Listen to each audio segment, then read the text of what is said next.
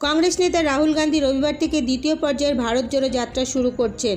এবার আনুষ্ঠানিকভাবে এই যাত্রার নাম দেওয়া হয়েছে ভারত জোড়ো ন্যায় যাত্রা। কংগ্রেস নেতা রাহুল গান্ধীর এই কর্মসূচিকে সামনে রেখে রাজ্যের কংগ্রেস সভাপতি অধীর রঞ্জন চৌধুরীর নির্দেশ মতো পশ্চিমবঙ্গের প্রতিটি জেলার ব্লকে ব্লকে আজ ভারত জোড়ো ন্যায় যাত্রা কর্মসূচি পালিত হচ্ছে। সেই একইভাবে আজ অর্থাৎ রবিবার সকালে কাকসা ব্লক কংগ্রেসের পক্ষ থেকে কাকসা ব্লক কংগ্রেসের কার্যালয় থেকে পানাগড় বাজার পেট্রোল পাম্প থেকে স্টেশন রোড হয়ে রেলগেট পর্যন্ত একটি পদযাত্রা অনুষ্ঠিত হয়।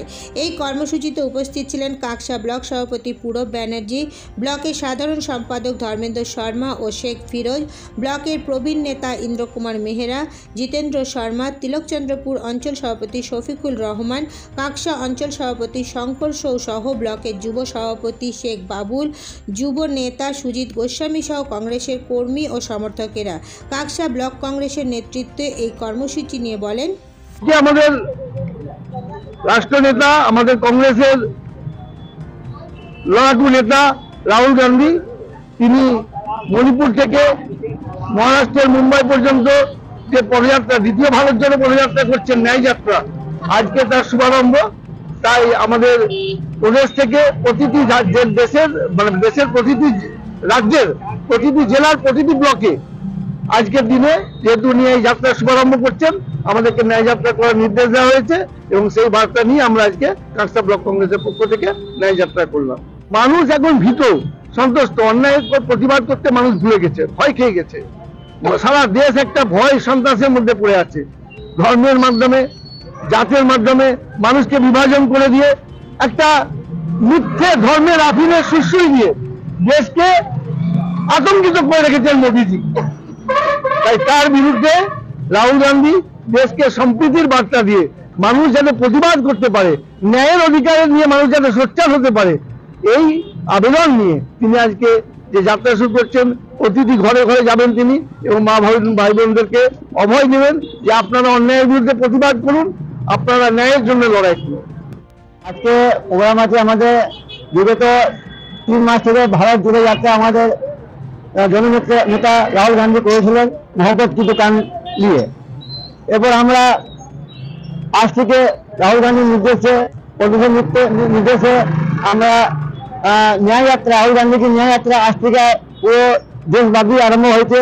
আমরা আজকে ন্যায় যাত্রা হিসাবে ব্যবসা পার্টি অফিস থেকে নিয়ে আমরা সেন্ট্রাল অব্দি ন্যায় যাত্রা করলাম। আমরা এই বার্তা দিতে চাচ্ছি যে আজকে কেন্দ্রে মোদী সরকার আর রাজ্যের কাঠবিনি সরকার মমতা সরকার যে আছে, দুজনই লোককে ভয় দেখিয়ে কাঠবিনি চলছে।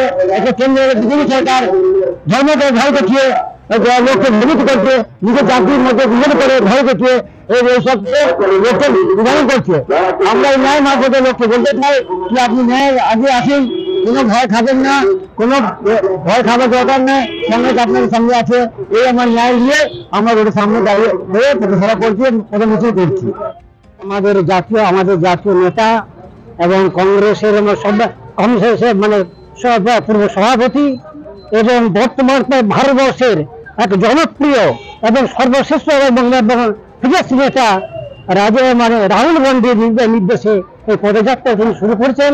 তারই প্রতীক হিসাবে আমরাও তার নির্দেশ অনুযায়ী আমরা এই পদযাত্রা করছি।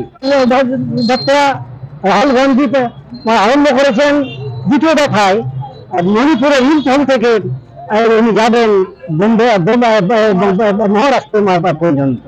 এবং আমরা আজকে তারই নির্দেশ অনুসারে, প্রদেশ কংগ্রেসের নির্দেশ অনুসারে আমরা আমাদের পার্টি অফিস পানাগড়ে কেন্দ্রপাড়ের উপর থেকে কৈরাপুরা এলাকা থেকে পানাগড় সেন্ট্রাল ব্যাংক পর্যন্ত আমরা পদযাত্রা করেছি এবং শেষকালে আমরা ইন্দিরা মূর্তির পরিবেশে চৌরাস্তার পানাগড় বিখ্যাত চৌরাস্তার মধ্যে এই সমাপ্তি আমরা করছি। আমাদের আজ রাহুল গান্ধী মণিপুর থেকে মহারাষ্ট্র পর্যন্ত যে পদযাত্রা দ্বিতীয়বার শুরু করেছে, তার জন্য সব ব্লককে প্রদেশ থেকে আমাদের নির্দেশ এসছে এবং সেই হিসেবে আমরা ন্যায় যাত্রা আজ পালন করছি কাকসা ব্লক কংগ্রেসের পক্ষ থেকে।